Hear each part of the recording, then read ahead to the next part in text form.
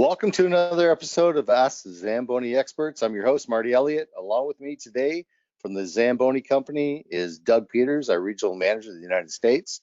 Today, we're going to be talking and discussing fossil fuels and the proper handling of it. Our guest today is Terry Piche, Technical Director of Ontario Recreational Facilities Association. Good morning, Terry. Good morning, Doug. Morning, Marty. Good morning, Marty. How you doing? Fantastic. Well, Terry, let's get into this. Let's talk about proper handling of fossil fuels. We have discussed what's recently happened in Ontario, and want to get your feedback on certain topics regarding the proper handling of fossil fuels, the SOP, best practices. Let's get into this deep. First of all, are there any laws that cover fossil fuels within the Ontario province?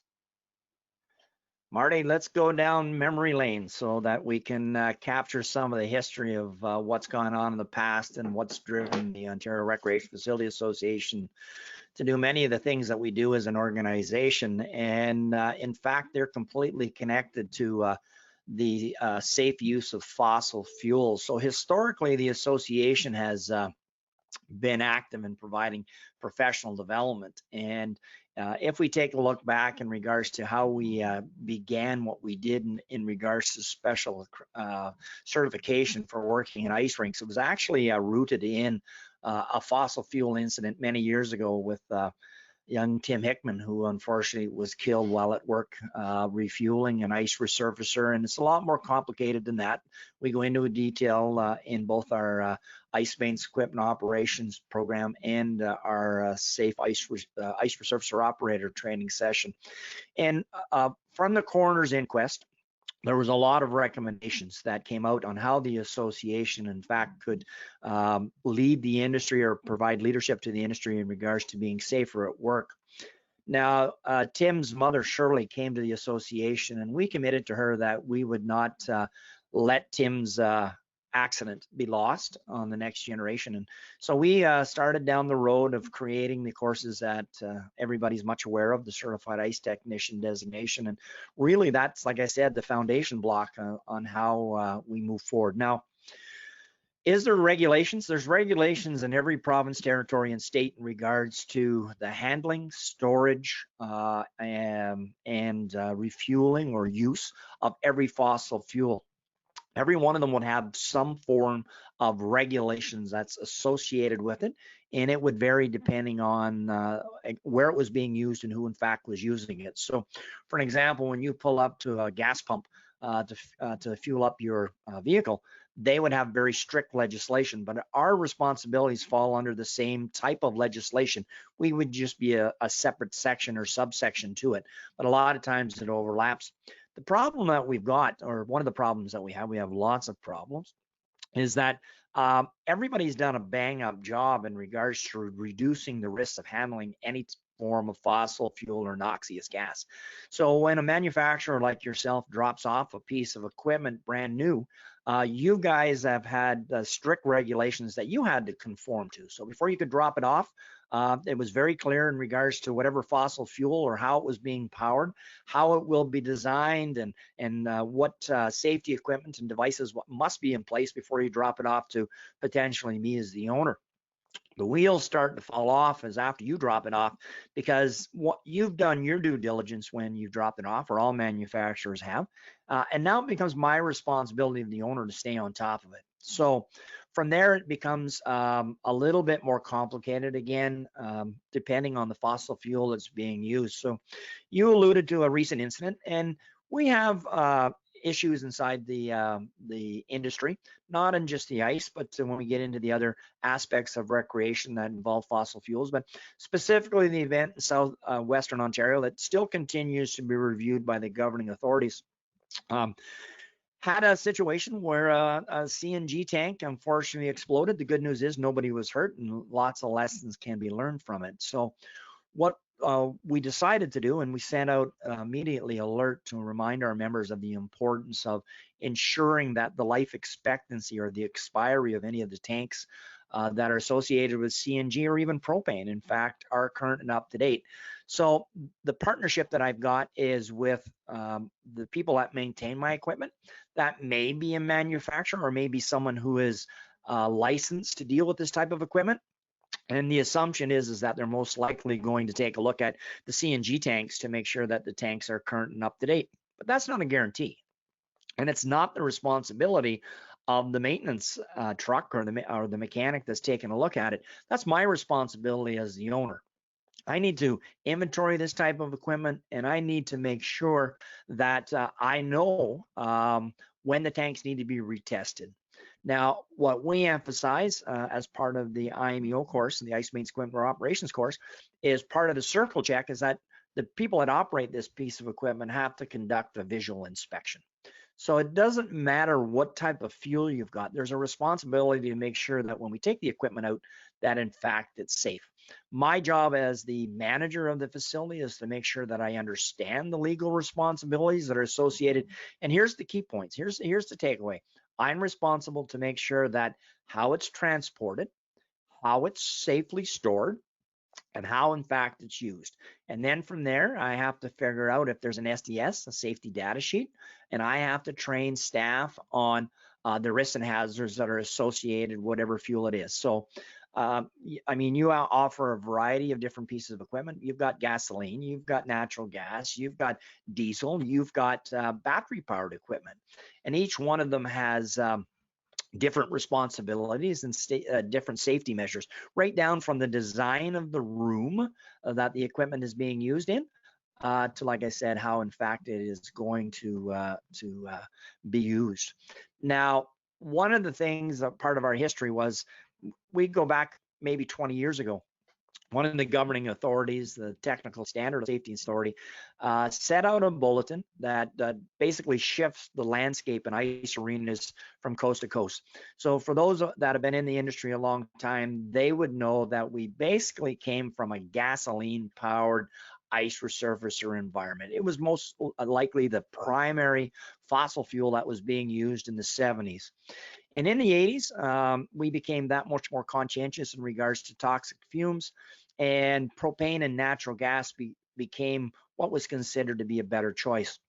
So when we started to use propane, the Technical Standards Safety Authority sat on a bulletin that said, look, at anybody that handles, connects, disconnects, or stores propane must have what's referred to as an ROT, a record of training. Now, the record of training had to be provided by a certified training authority, and it had to be repeated every 5 years. So basically, anybody that was using propane in our industry had to have a license, and they was no different than a student's card, which basically said that they had been trained, and it had a initiation date and an expiry date. The ORFA invested in getting trainers qualified, and we went about the province trying to get our members up to speed. Then along came the next alpha dog in governance, and that was our Ministry of Labor. And TSSA and MOL sort of got into a little bit of a dogfight, and the Ministry of Labor said, hey, you know what, underneath the Occupational Health and Safety Act, it says that owners have a responsibility to provide training. Why are you doing what you're doing? So the TSSA kind of backed off, and then they put it over into the Occupational Health and Safety Act, which kind of governs everything. Now, again, every province, territory, and state has some sort of health and safety laws, and may not be the exact wording, but it basically covers the exact same things regardless where you are geographically. So the record of training responsibility was dropped, and it became a responsibility of every workplace to ensure that their staff was trained to whatever fossil fuel they were using inside the facility or inside their operation. So we shifted. Away from a formal record of training for propane and said, you know what? Why don't we start to catalog all the potential fossil fuels and noxious gases that a recreation operation may come into play. So when I talk about noxious gases or toxic gases, we're talking about things like ammonia that's going to be found in the refrigeration plant. We know our members are going to come in contact with that. We're talking potentially about chlorine. So if a facility has a swimming pool that's attached to the ice rink, they're going to have a variety of different chemicals also that would fall under the same piece of legislation. And then we start to get in, and I mean, if we go back 10 years ago, there was a variety of different edgers, and there still is. I mean, propane and battery powered are the primary ones that are out there, but there's still gasoline powered equipment. And then we started to drill down to all the other pieces of equipment that can potentially be found in an arena. So for an example, some rinks will have a forklift. So, you know, again, propane may come into play there. And we said, well, why don't we talk about fossil fuel and noxious gas safety generally, so that we can talk about the risks and hazards. And that's what we've married into the training course. Now, I can tell you that, like I said, I've been around the industry for quite a while. And anytime that there's an incident that involves the majority of the equipment, it usually can be traced back to a lack of training or a lack of maintenance and operation. Rarely is it any of the manufactured pieces of equipment, because, and again, it's going to sound like I'm potentially trying to support the manufacturers. And in this case, I truly am, because like I said in my opening commentary, you guys are very strictly governed in regards to how the quality of the piece of equipment must be had when you drop it off with my piece of equipment. So again, that's basically how we got to where we were or where we are. And when it comes to fossil fuel, the takeaways are this, is that if you've got any fossil fuels inside your facility, it is the manager's responsibility to make sure that all staff that are expected to handle, use, store, dispose, transport this piece of equipment, in fact, have got some sort of formalized training program. And that means in our world, in the province of Ontario, our Ministry of Labor says, look, to be recognized as a training program, here's the core elements. There has to be written documentation that the person getting the training can personally take away. So that can be a one-pager. It's theirs. That's a reference. Then that gets blended into the operations manual. So we need some sort of formal training program. Then we need, if applicable, some form of workplace specific training. That means that somebody who's been doing it for a long time shows the next generation how to safely move forward with it. And then ultimately, there needs to be some formalization of a testing program. And that's why we built all our training programs the way that we do. When you come to our courses, you get a manual. That's your walkaway. We will either give you a demonstration as part of the training program, or indicate what the workplace specific training requirements are. And then there's always a testing component that's attached to it that emphasizes or confirms that, in fact, you are walking away with what we shared with you. So that's the start. It's not the end of the training program. Now we have to go back and do the workplace specific training portion to make sure that we are conforming. But even more importantly is that it has to be repeated. I can't train a worker once. I have to continually confirm that, in fact, whatever I've got in place remains current, relevant, and up to date, and that, in fact, the training program reflects that. And then in the end, the protective device is the supervisory staff that are inside the facilities. They need to be conducting checks and balances with the operators or the frontline staff to see if, in fact, they're actually conforming to all the information in the training. Because often what will happen is that we send away staff to a training program, and then they come back to work and they go right back into their old bad habits. They don't wear their personal protective equipment. They don't read the SDS. They don't do what's supposed to happen when they connect, disconnect, or refuel. Often that has to take place outside if there's not adequate ventilation.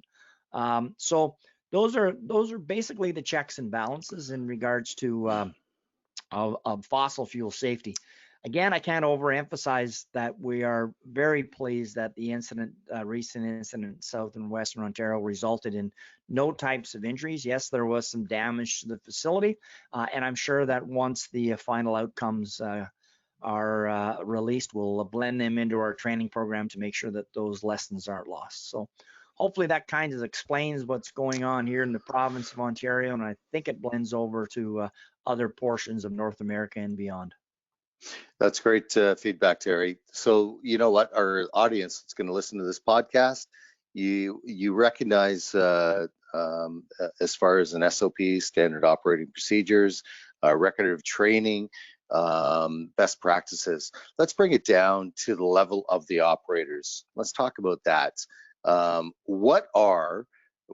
What you would recommend best practices, and you know I train many operators on different machines based on their fossil fuels, whether it be CNG or LPG or gasoline. Let's talk about the best practices that they need to implement so that this situation that we are talking about doesn't occur in the future. Can you give your best practices, top 5, top 10, and share that with the audience? I mean, ultimately, Marty, there's two partners here. One of them is hypothetically the supervisory staff or the administrative staff inside the building. So they have a responsibility to ensure that the equipment is maintained to the same standard as what the manufacturer dropped it off at. If they're doing that, that's step number one. Step number two is that they need to take a look at the regulatory responsibilities, because for an example, there is an obligation under regulation to safely store propane outdoors. It should not be stored inside the facility unless it's very cold outside. So we're talking about January, and it can be brought in shortly before it is used, because if we don't warm up the tank, it's not going to be used when we go to change the tank over. So my responsibility is to make sure that all the mechanical stuff are in place in regards to the safe use of the fossil fuel. Now, this includes obviously personal protective equipment, and then my responsibility is to provide the training. Once all those elements as the supervisor are in place, then we move over to the responsibility of frontline staff. And like I said, now they got to literally start to apply what they've been shown. I don't know how many times I go into facilities, and it's not to conduct an audit or to be critical, but there will be that 2-gallon gas can sitting on the floor in the ice resurfacing room that they may use to refuel the edger. There'll be propane tanks attached to the ice resurfacer, and then there'll be a variety of different cleaning supplies that are stored again in the same building. And all that is an attitude of, you know, nothing's ever happened before. So everything is in place. If we take a look at the SDS, the safety data sheet, it outlines basically everything that we have to do to design an SOP, a standard operating practice. Now, the manufacturers will always have a variety of recommendations in the owner's manual, and we always emphasize to anybody that comes into the class that the manufacturer of their piece of equipment is their best resource. But before you start to bother staff like yourself, they need to take a little bit of ownership. They need to read the SDS. They need to actually read the owner's manual. Often what they want to do is short track that, and they'll rather pick up the phone or send you a text so that you can give them a personal tutorial in regards to something that they could read. And then there's always a variety of different training videos that are available online. So the online growth library in regards to how to do things safely and at times unsafely. And you can learn just as much from watching things that are done unsafely as watching them that are done safely. So if the operator takes some ownership in regards to their own safety and actually applies the basic principles of using whatever fossil fuel that's in their care and control, the chances of them getting hurt at work are reduced dramatically. So maintain the piece of equipment, follow the basic safety rules, don't cut any corners, don't take any shortcuts, and the chances of any getting hurt at work from a fossil fuel are dramatically reduced. That's great feedback, Terry. So let me ask you something. The responsibilities, I know we've covered a lot so far, but let's talk about the responsibilities of the workplace and the parties in Ontario when it comes to fossil fuel safety. Go back to what you were just talking about, but let's take it a step further. We have arena managers, we have operators, we have the OEMs, once the machine is delivered. Again, what are the top 5, if you will, or top 10 that these operators, arena managers, need to put in play if they're not, from municipality standpoint, that they need to pay attention to and make it part of their best practices or standard operating practice? So everything across North America, Marty, in fact, is standardized on this topic. It may be worded slightly different and it may have a different look, but the information, I'm fairly confident, is going to be exactly the same. So you're looking for top 5. Off the top of my head, I'm going to suggest this. If I'm a facility manager, I need to understand the regulations that are associated with the product that's being used. So if I'm using propane, there is a propane code. So I need to familiarize myself with the propane code.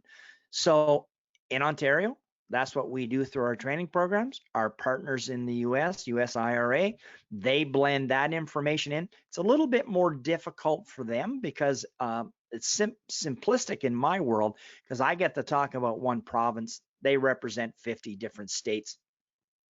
So they're more of a general approach, but depending where they are, in fact, presenting the materials, conversations will break out in regards to local or regional responsibilities. So know the specific regulation, if it's gasoline, if it's propane, or if it's natural gas. The second one I need to be aware of is local building codes. So often what will happen is these buildings will go through its life cycle. As I suggested to you, we started off with gasoline. So what happened was the majority of the ice resurfacing rooms were built to the standards of the building code for that type of fossil fuel. And then when we go to the next piece of equipment, the building is aging, the ice resurfacer age, we trade it in, we get a new one, we get the most updated fossil fuel. Let's go to propane. Well, it's my responsibility now to make sure that the ice resurfacing room matches the fossil fuel. So the gasoline ventilation system may not equate to propane. So as we talk about in the IMEO course, when it comes to propane is 1.5 times heavier than air. When it's released, it goes down. So it sits in the drains. It doesn't naturally dissipate. So as a facility manager, I need to know that most likely this drain has to now be power vented. So we've had members, instead of doing the upgrade as required under the building code, actually just fill the drains with concrete and make their members now, or make the operators dump outside instead of having that vent there so that they would drop it off. So they filled in the snow pits and filled in the drains because it was just going to be too expensive to bring it back up to code. Then I have to apply what type of hot water system I've got inside that room to make sure that it conforms. So if you go back to the Hickman accident, it was the perfect storm of problems. It was gasoline, which is nothing. There's nothing wrong with gasoline powered equipment. In this case, it was cold gas and a warm machine. And really, the contributing factor was an improperly installed recently installed hot water tank that didn't meet code. So those were the contributing factors. That's my responsibility, is that I don't have that expertise, but as the facility manager, I've got to source out who can come in and evaluate that, in fact, that I am compliant. So is it local building officials? Is it a contracted professional that comes in and conducts an audit and evaluation and makes sure that I'm in compliance? That's something that I have to determine as a facility manager. Then I got to break it down to operator training to make sure that they're conforming with whatever those responsibilities are. And then the last bullet, or the last point, is that there has to be ongoing supervision to make sure that all operators are conforming to what the safe best practices are inside the facility. So if all of those components are in place, like I said, the potential for a situation to happen in an ice rink is dramatically reduced. So let me ask you, Terry, regarding obligations for record of training for fossil fuels, where does that stand? Who's obligated? Who's responsible? Who owns that? Where do we take that next to make sure? I mean, this is all sounding great, but at the end of the day, our audience that's listening to this we need to tell the message. Who is owning this? Somebody has to own this. Somebody has to take responsibility to make sure the operators at all times are following best practices and SOP. So when it comes to record of training, let's talk about that so that we make sure that these operators are following the best practices and SOP. Give me your thoughts on that. The emphasis of the conversation seems to be on fossil fuels, but the reality is, Marty, is that every task that an operator is giving as part of their responsibility inside the facility has the exact same responsibilities that I've just explained for fossil fuels. So if they're using an edger, if they're using any other piece of equipment, the same steps come into play. So, I mean, we always use WHMIS for an example, and WHMIS has been around for years, and there's not anybody that we don't come across in our training programs that hasn't taken a WHMIS program of some form. The reality is that most people are WHMIS trained for core, but they have never actually finished a WHMIS training program. So I'm using this as an example because we'll ask the question, who's WHMIS trained? And the hands will shoot up. And the next question will be, well, who's been WHMIS trained multiple times? And again, an array of hands will go up. And then I'll ask, how many of you actually finished the second portion of the WHMIS training? And I will get dead silence in the class. They've gone to the training, or they've taken the training online. They've got their certificate, but what they failed to do was when they left the course, they needed to do workplace specific training for the training that they took to be acceptable. So they've been trained multiple times in the theoretical presentation of WHMIS, but there's never been a practical component. So we've talked about fossil fuels. Fossil fuels fall under WHMIS, but so do many other aspects. That's why when you go into a facility, you see an operations and training manual. That's everything that's in there. You just can't give to an employee. The steps I just explained for fossil fuels are supposed to happen with every one of those SOPs that exist inside a facility. And the reality is, or the responsibility is that that's supposed to be completed before anybody goes to work. But historically, what have we done? We've hired these people, and we take the next 5 to 10 years to actually train them on their job. And by that time, they've picked up so many bad habits that I'm not just training, I'm retraining, or I'm recalibrating, or trying to change the channel in regards to the way that they're approaching some of this stuff. If we can get it right with them coming out of the gate, those are habits that they're going to have for their whole career. If they go to work and they pick up bad habits, they're hard to get rid of, Marty. So anything that happens inside a recreation facility requires some level of training to take place. And you go back to the 3 core elements. They got to walk away with some information that they've got to be shown by a competent person, and there needs to be a testing component to it. And that's a responsibility generally posted in every health and safety law in every province and every territory and every state.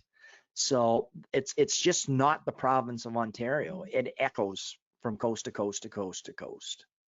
Right. So let's talk about what the IMEO, the Ice Maintenance Equipment Operation course, offers when it comes to handling fossil fuels. Why don't you share with our audience exactly what that covers in the program when it comes to handling fossil fuels? Actually, Marty, what we do in the IMEO course is we're at 20,000 feet. So what we do is we take everybody that's in the class and say, look, here's the potentially all of the different fossil fuels or power sources that you could come across in your career. We don't have the time to provide them with a comprehensive training program in regards to every one of these fuels. We provide them with an overview of the known risks and hazards that are associated with the different fuels or power sources. And then we tell them that when they get to work, this is one of the things that they need to have on their checklist before they go to work. There needs to be a comprehensive internal training program specific to the fossil fuels or noxious gases that they're going to be responsible for on their watch. And like I said, they're supposed to get that before they go to work, not 2-3 months later after they've been hired. And this is something that has to improve in the industry again from coast to coast to coast. No, I get that. I get that. So let's bring Doug Peters in, our regional manager for the United States. Hey, Doug, talk about south of the border. What best practices SOP are in your neck of the woods, and what training you're involving your operators and customers in? Well, it's something that I want to throw a question at Terry, because it's a comment I've made to multiple customers, and I was just talking about it yesterday. Terry, how many times when you're out visiting facilities do you run across propane tanks where they're out of date code? If you could say percentage wise, out of 10 tanks in a facility. I'm going to suggest to you, Doug, we're in a little bit different position than most other provinces and territories. And I'm going to suggest to you that very few have an outdated propane tank. And let me tell you why. A few years ago in the province of Ontario, not related to our industry, there was an accident outside of Toronto, and it was the Sunshine Propane Supply Company. And basically what happened there was a worker was killed when the filling station blew up, and it decimated a large area in the Toronto area. And this resulted in the Technical Standards Safety Authority having their feet held to the fire, because it was discovered that their inspectors, in fact, had been into that facility and multiple times and provided them with warnings on how they can improve the safety in that facility, and then never conducted any follow-up to it. So there was a lot of investigation that went on. The end result was the industry got basically cleaned up. And usually that's what happens. There's a bad incident, bad accident, and it forces a reaction to ensure that it's not going to be repeated. Unfortunately, somebody usually has to lose their life before we start doing what we were supposed to be doing.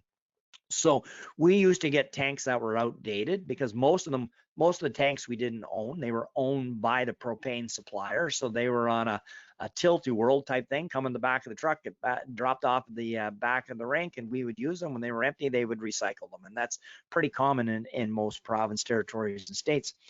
And before the Sunshine event, we would get them with all the damage that we outlined in the IMEO course. They'd be rusted, they'd be outdated, they may not have proper certification on them, and we would just use them.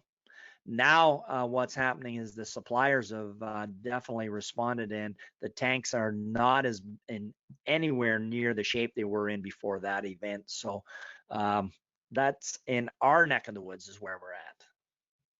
Well, you're lucky down here in the States, and I'm always surprised when I walk into a facility, and if they've got a fuel powered machine, it's more than likely going to be propane.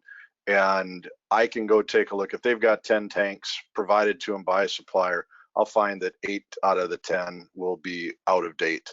And it's surprising to me because you would think that a propane supplier would know what are the regulations as far as what they have to live by with the tank that they supply. Another thing that we've seen down here in the States is I can recall a facility where they had a channel locks chained to the control rod guide on the back of the machine, and they would use that to tighten down the fitting from the hose to the tank. And a lot of people may not know that those are only supposed to be hand tightened. And I think this is something, I don't know if ORFA has a session on that. I haven't sat through one of the ice rink or ice resurfacer operator sessions. If it's something, I'm going to guess you guys probably have something where you talk about that and what best practices are for maintaining the tanks, at least if the customer owns them. They should be checking the O-rings both on the hose side and the tank side. But it is something that a lot of people may not be aware of down here in the States. And like I say, when I walk into facilities and I see those numbers and point them out to the customers, they're surprised, because usually the response is that, hey, we get our tanks from a propane supplier, wouldn't they know better? And the obvious answer to that is no, if they're delivering tanks that are out of date. Yeah, all of the ORFA courses give examples, and the emphasis here is examples of SOPs, and we would cover everything that you talked about, because that's generic information. We talk about things when it comes to propane that Anytime you think that you need to use a tool to tighten up, there's a problem. These are hand tight only. We explain to them the difference between a left-handed thread and a right-handed thread in propane. Won't get into the mechanics of that. Maybe we can attract a couple of people to our training program so that they understand that there are different threads. The connections don't go the exact same way. We explain to them how to test to see how much fuel's in a propane tank. So we talk, like I said, generically about the safety factors, but we also emphasize that this is not replacing the workplace specific requirement of an employer. Now, getting back to aged tanks, the best thing that's happened here in the province of Ontario, and I suspect that you've got it in the States, is the exchange programs for 20-pound cylinders that many of the big box stores offer. That allows you to take a tank that is no longer certified, drop it off and get a brand new one so that you don't have to worry about it. So again, we're cleaning up some of the things that are out there. When there's a problem, I think what we need to do, Doug, is to remind them this. When there's a problem and there's an investigation, everybody's going to be a partner. I know that you guys are going to be asked questions about your piece of equipment if it's involved, and you're going to have to show the data in regards to how it was designed and engineered and produced. And then they're going to go to the supplier and say, did you drop a tank off that was uncertified? Yes. You know you shouldn't have did that. Do now. So now there's some responsibility there. But what our listeners need to understand is that they're also going to ask the facility, did you accept the tank that was outdated or unsafe? Yes. Did you use it? Yes. Now you're a partner also. So we just can't go back to one of the prongs and say you're the problem. There's enough safety mechanisms in place that all the partners have got a role and responsibility. It's when one of the three or all three break down that the problems start to get out of control. Yeah, this just, it's nice to see organizations such as yourself, Terry, with ORFA, that are taking a look and trying to educate customers. It still comes down to responsibility of the facility staff to make sure they're doing what they're supposed to do. And this, when there's incidents like this, just like when there's an air quality incident, I think it gives maybe more than a gentle nudge towards the electric ice resurfacer. And this might be a good time to jump in, Marty, and talk about the trends you're seeing now up in Ontario, which maybe took a little bit longer to go that way than maybe some of the territories down here like New England and Minnesota. And we still have like Michigan, because of Detroit being the car capital of the world, it's still trending behind other areas of the country. But it seems to be that more and more people are realizing that electric machine is the way to go for the future, because it eliminates a lot of these things and concerns that they're having to deal with a fossil fuel type machine.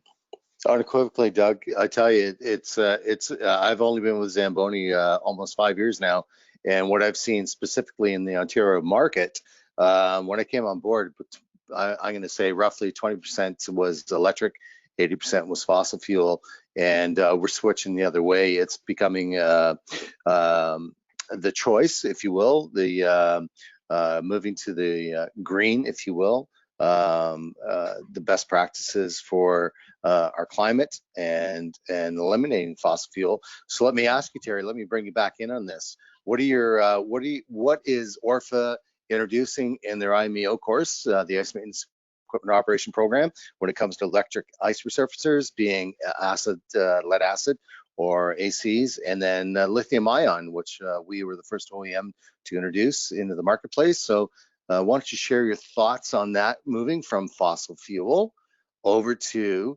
electric component ice resurfacers?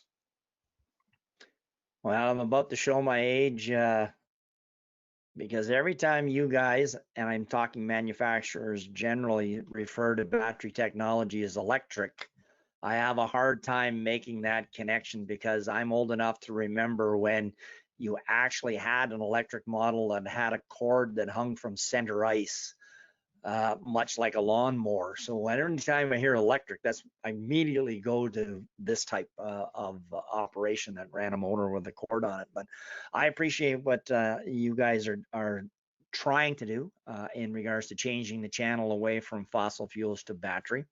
I see some movement towards this type of technology. However, in the province of Ontario, there's 444 municipalities, and out of the 444 municipalities, we calculate somewhere around that 400 to 420 actually have some sort of ice sheet.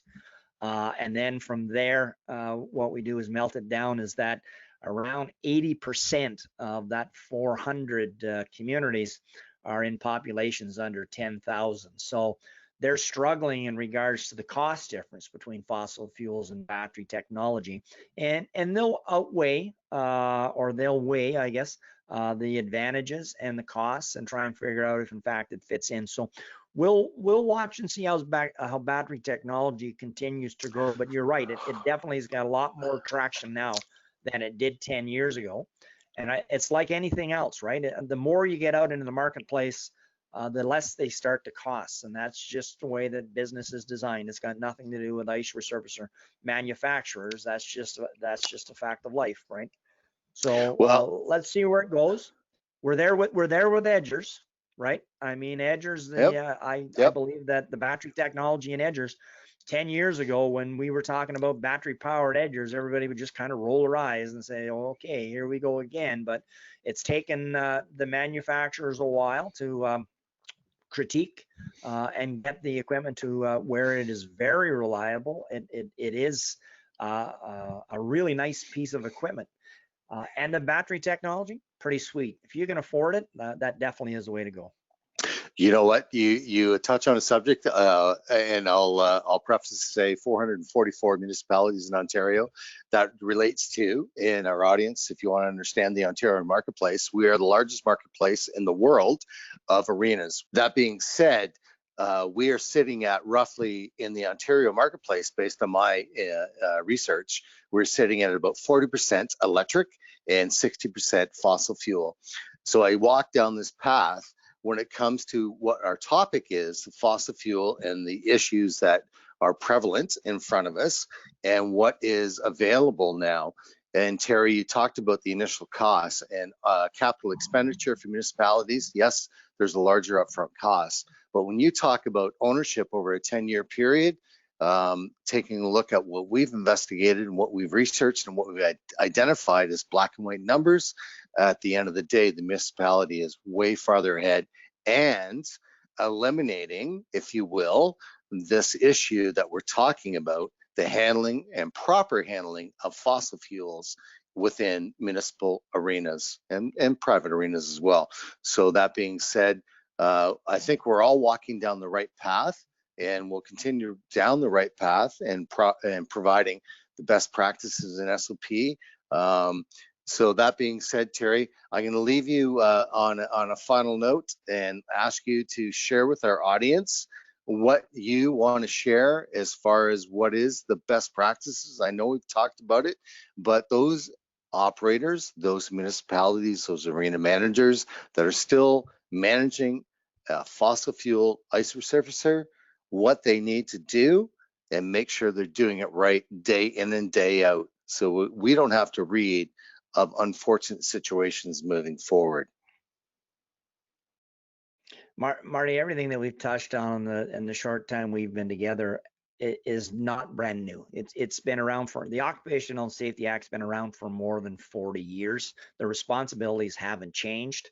What hasn't really changed is our compliance to basic health and safety responsibilities. So I'm going to leave it with this, is that if you're not embracing what your responsibilities are, if you don't know what your responsibilities are, then ultimately you're a contributing factor to any type of situation involving fossil fuels inside your workplace. I wouldn't want that on my watch. I want to make sure that if I'm in a supervisory or management responsibility with an ice rink, that I'm conforming to regulations. Now, people again will roll their eyes when it comes to legislation, acts, codes, etc. And they'll go, too cumbersome, makes life difficult in regards to the way that we want to conduct business. We emphasize in our training programs that every one of those documents may come in black and white, meaning that the print is black and the page is white, but in reality, it's been written in blood. Most times somebody has given up their life, so the response is that we don't want it to happen again. So they come up with rules or suggestions or recommendations or requirements for us to conform to generate safe workplaces. Everything that's in place, it's not there to make your life difficult. It's make sure that you have life at the end of your shift. So my job is to research it, understand it, put the mechanisms in place to reduce the potential of losing anybody on my watch. That really is the responsibility.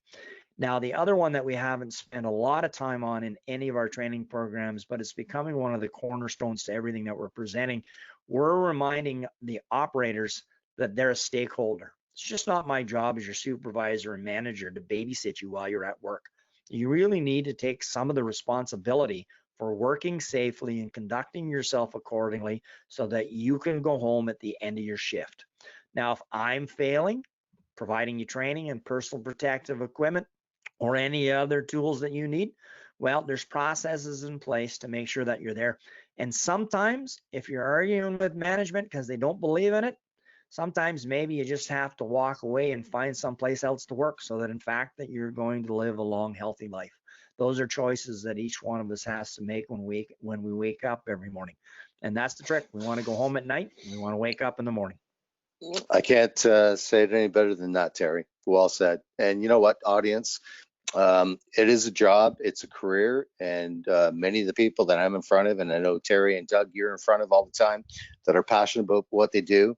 It's so critical that when you walk into your workplace, that you are ready, you're prepared, you have your best practices, you have your standing operating procedures, your proper PPE to be able to deal whether you have a fossil fuel or an electric machine running your surface, so that you're properly prepared to give the best product to your customer base, being the best ice.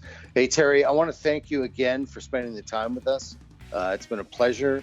Doug, thank you as well. If you have a question for one of our experts or an idea for a future episode, please email your questions to the request to info@zamboni.com. Stay tuned for our next episode of Ask the Zamboni Experts podcast. Thank you, folks.